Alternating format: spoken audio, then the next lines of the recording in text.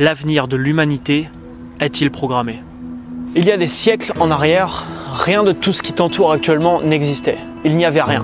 Aujourd'hui, regarde autour de toi.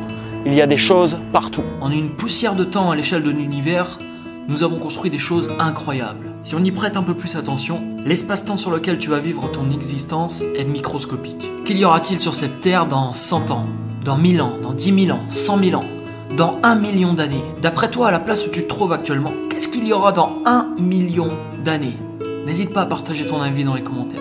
Si nous regardons encore les choses d'un peu plus près, certaines choses qui se passent aujourd'hui est à la limite de l'absurde. Regardez ce qui se passe à la télé, regardez les guerres qui éclatent, regardez les concours d'ego des hommes de politique, regardez les manifestations, regardez les messages qu'on nous envoie à longueur de journée. Tout le monde essaye de faire sa place tant bien que mal pendant son passage sur Terre et faire entendre sa voix, parfois de la bonne manière et parfois de la mauvaise. Imaginez, en 1900, il y a 116 ans, c'est-à-dire hier comparé à l'échelle de l'univers, nous étions 1,5 milliard d'êtres humains. En 1950, 50 ans plus tard, nous étions 2,5 milliards. 1 milliard d'êtres humains en plus en 50 ans. Aujourd'hui, nous sommes d'après l'Organisation des Nations Unies 7,5 milliards d'êtres humains. 5 milliards d'êtres humains en plus en l'espace d'à peu près 67 ans. Ce chiffre est exponentiel, plus il va augmenter et plus la vitesse de la croissance a de chances d'être importante. La technologie repoussant chaque année de nouvelles limites, l'âge moyen de mortalité augmente presque chaque année. En France par exemple,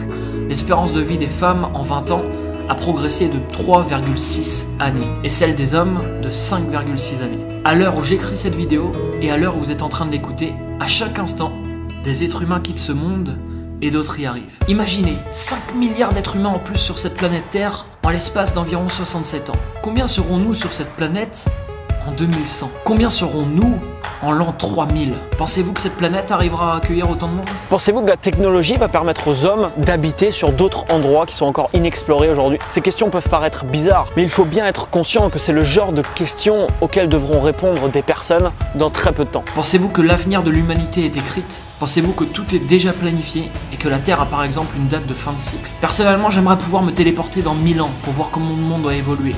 Ce serait fascinant et une expérience incroyable. La technologie nous le permettra peut-être un jour, qui sait. Dans toute cette immensité, que faisons-nous? C'est la question à se poser. En réfléchissant 2 petites secondes à tout ça, on se rend très vite compte que notre petit ego qui a envie de se faire entendre, c'est ridicule.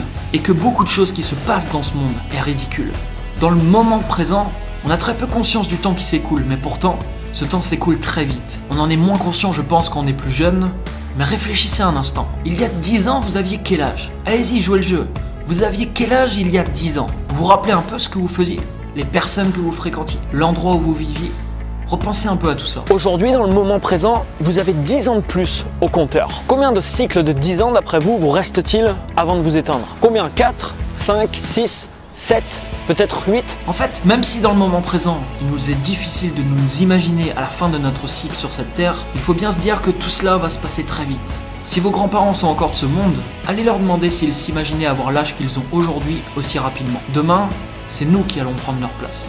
Les amis, on n'est pas né dans ce monde pour aller manifester contre des choses totalement absurdes. On n'est pas né dans ce monde pour se plaindre constamment, pour vivre une existence déprimante, pour nous contenter de ce que l'on nous donne, pour se contenter de ce que l'on a, pour participer à des discussions inutiles qui, accumulées les unes derrière les autres, représenteront des années entières de votre vie. Ou encore pour rester assis sur un canapé devant une boîte qui a pour but de vous divertir. Certaines personnes peuplant cette Terre vont repousser les limites de la technologie pour nous permettre de vivre de la meilleure façon possible, pour permettre à l'humanité et aux êtres humains de continuer leur expérience sur cette Terre. Certaines personnes vont profiter à fond de leur vie en faisant ce qui leur tient vraiment à cœur. Certaines personnes vont améliorer le quotidien d'autres êtres humains et ainsi vivre une existence incroyable, remplie d'expériences de joie et de bonheur. Certaines personnes, les amis, dans ce monde, ne se contentent pas de ce qu'elles ont. Elles vont chercher le meilleur pour eux, pour leur vie. La relation qui les feront vibrer, la famille qu'ils auront envie de créer, le projet qu'ils désirent mettre sur pied. Certaines personnes passeront leur vie entière à se concentrer sur l'essentiel. Regardez un peu, les amis, toutes les conneries qui nous entourent aujourd'hui. Regardez tous les amuse-gueules qu'on nous met devant les yeux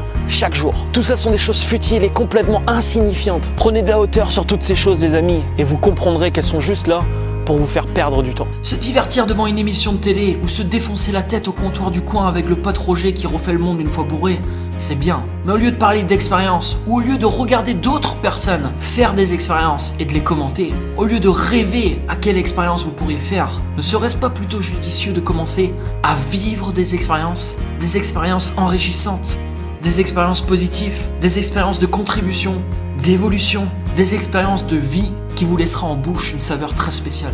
Que va-t-il rester à la fin de votre vie, les amis? À la fin de votre vie, il restera les moments de partage que vous avez pu vivre avec des personnes qui vous correspondent.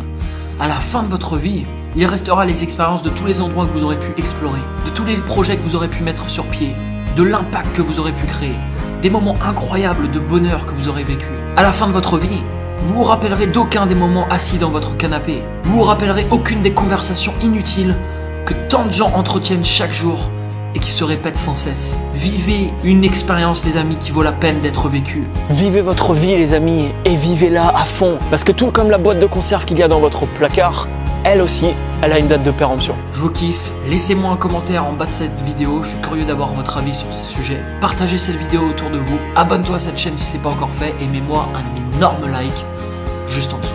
À très bientôt.